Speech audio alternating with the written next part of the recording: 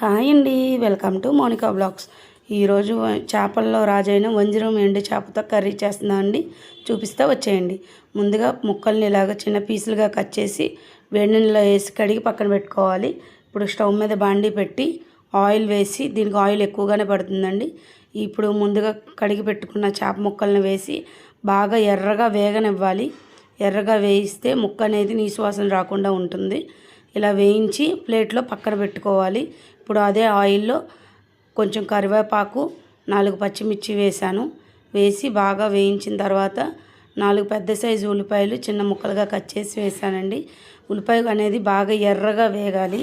ఉల్లిపాయ చూసారా, ఎర్రగా వేగిన తర్వాత అందులో 1 స్పూన్ పసుపు, 2 పెద్ద సైజు టమాటాలు వేసాను. ఇందులో ఉప్పు వేయలేదు నేను, చూడండి, ఎందుకంటే చేపలో ఉప్పు ఉంటుంది కాబట్టి. ఇప్పుడు టమాటా బాగా మగ్గనిచ్చిన తర్వాత అందులోనే 1 స్పూన్నర కారం వేసాను నేను.